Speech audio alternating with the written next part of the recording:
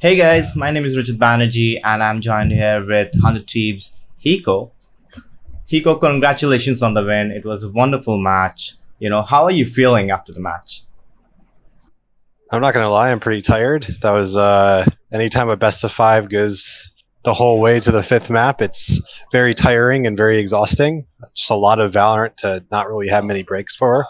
But feels good. We stamped ourselves as a top two team as of today, and in NA at least. And we get a shot at Sentinels again tomorrow. So feeling good about that, feeling confident, and I think it'll be a fun one. Wow. Okay, so talking about your playstyle a little bit, you have been a Sova main throughout your Valorant career, but recently we have been seeing you play Viper on maps like Breeze. What's the reason behind that pick? Um, I play Viper on Breeze and Split. I think both maps are not very good Sova maps. I think the teams that are playing Hmm. Sova are losing a lot by running a Sova. There's some cool things that Sova can do, but I think overall, generally, Sova is pretty weak on both maps. So I just decided to give Viper a try. It's kind of like an anchor position where I'm kind of holding a bomb Hmm. site, and a lot of times I'm alone. And that's kind of like the role that I used to play in Counter Strike. So it's a similar role to that I'm used to, and it's something that you know, it's not necessarily similar to Sova, but it's something that I feel like I can learn, and given time, I think it'll be. I think you know I'll be able to do it to a high level at least. Indeed. Okay, so talking a bit about your team, Hunter Thieves have been seeing this dual controllers in most of the maps. Like today, you guys picked Omen and Viper in Breeze, I guess. And so, what's the ideology behind this dual controller meta?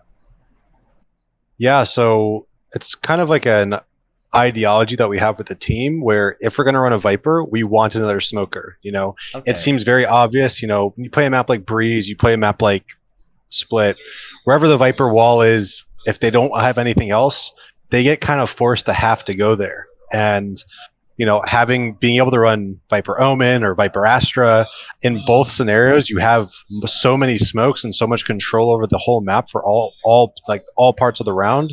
You're not super one dimensional where it's like, okay, well, Viper Wall's B, they're either going to go B or try to fake B, but then if they try to go A without the Viper Wall and the Viper stuff, they hit, if there's an op, it's just free. Right. So it's something that we have been playing around with, and I think we run even triple controller on some maps. Wow. So a lot of it just kind of depends on the way that we play. We're not a super, we're not like really that in your face. We're not really going super fast. We like the ability to just be able to have a lot of smokes the whole round, try to like outthink and outmaneuver the other teams. Sometimes to our benefit, sometimes not. But that's kind of the goal, at least with the the two smoker.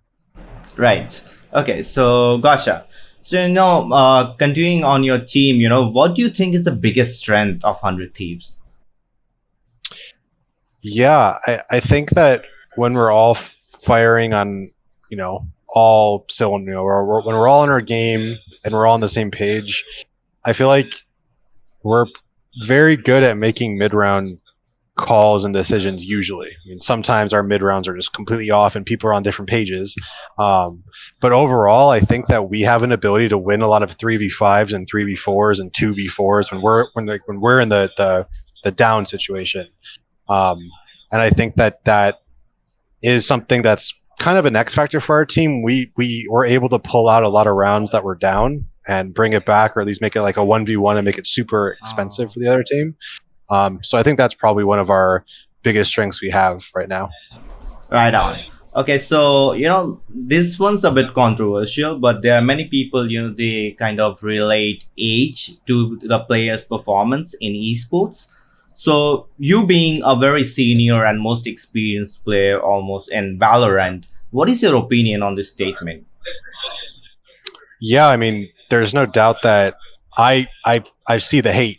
I see the hate that I get if I'm, you know, I have kind of like the double-edged sword to my career right now, where I am a pretty large streamer. I have a lot of fans, and then I'm also old. old considering the scene.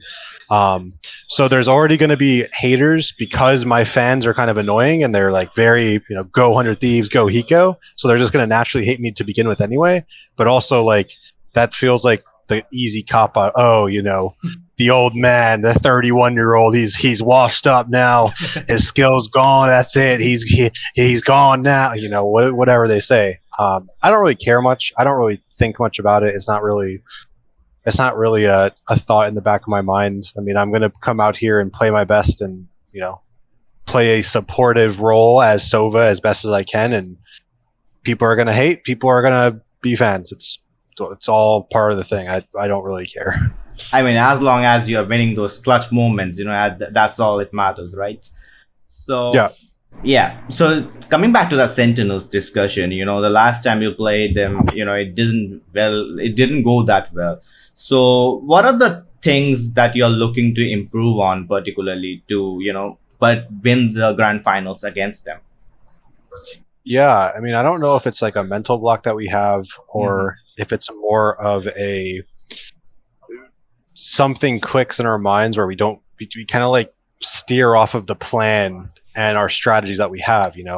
We know that Sentinel's going to play very aggressive and in our faces, and the game plan before is always let's play fast and in their faces, and then we get in and all of a sudden we're playing super slow and we're afraid to take fights and we're not really playing the same game, we're not at the same pace, and we're not playing together as much as we should. So I think that once we're able to kind of overcome that, I think that we definitely, I mean, even without fixing that, I think we always have had the potential to beat Sentinels. They might have beat us the last like 6 times we played them or 5 times we played them, but I mean, before that we beat them. So I think it's just like that's like the final kind of mountain to hike. We get up, we make it to the top of that mountain, we beat Sentinels. I think once that happens, the mental block and some of the mental games that happened, I don't think will even be a thing anymore. So right. So last question, Hiko. You're now going to the VCT Berlin after the grand finals.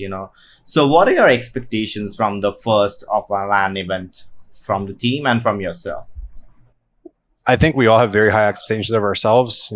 It's been like the recurring thing. Oh, 100 Thieves is built for LAN. All this LAN experience, and I mean it's true. That is true.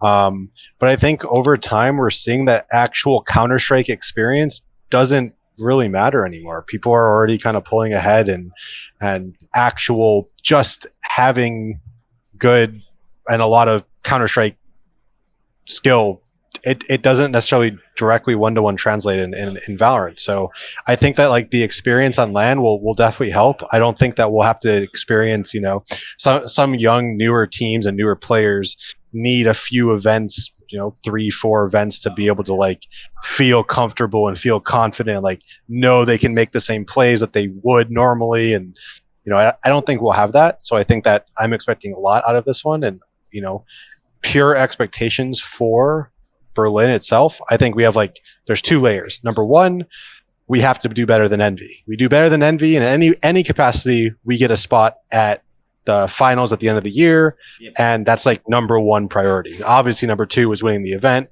and whether that means we have to make it all the way to the finals to do that, we'll see. But number 1 priority is do better than Envy, get the finals, the champion spot. Number 2 is obviously let's win the event. Right on. Okay, so that's it for the interview. Best of luck for your match against Sentinels. Thank you very much. Thank you for the interview. Have a good one. You too.